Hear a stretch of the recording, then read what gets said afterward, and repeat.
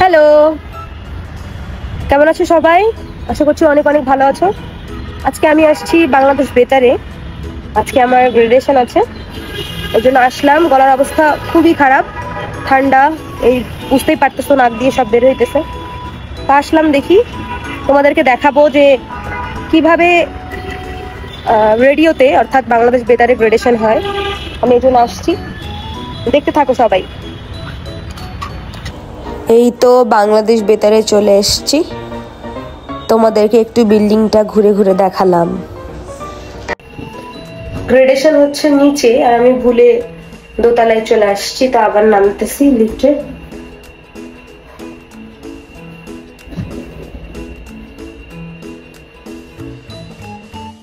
তারপর ঢুকে দেখলাম এখানে লেখা আছে শ্রেণী উন্নয়ন পরীক্ষা।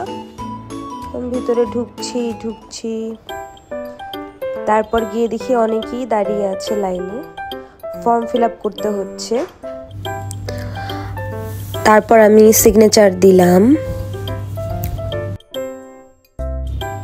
এই হচ্ছে বাংলাদেশ বেতারের একটা বিশাল অডিটোরিয়াম রুম, যেখানে আমি ছাড়া অনেকেই বসে বসে প্র্যাকটিস করছে কি গাইবে।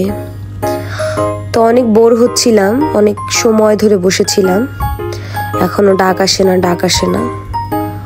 তারপরে ওয়েট করতে হবে, দেখি কতক্ষণে ডাকে আমাকে।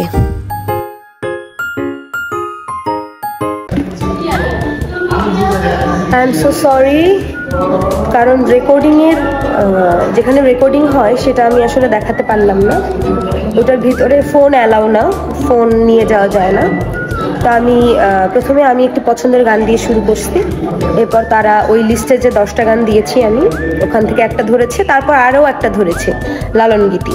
আমি গাইলাম, ওনারা অনেক ভালো বললেন। আমার যেহেতু ঠান্ডা জ্বর ছিল, সর্দি ছিল, পুরো নাক দিয়ে বের হচ্ছিল গান, তারপরে সবাই ভালো বলছে। যাক, এখন তাহলে আমি বাসায় যাব।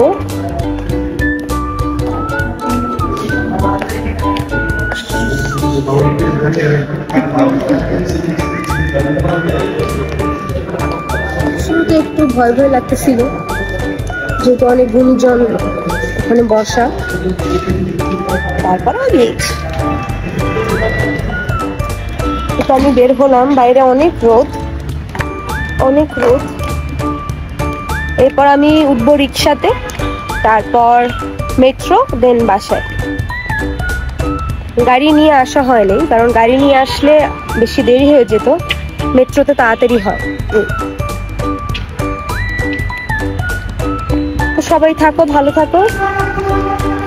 তোমাদের ভিতরের রেকর্ডিংটা দেখাতে পারলাম না, এই জন্য আমি রিয়েলি সরি। আল্লাহ হাফিজ।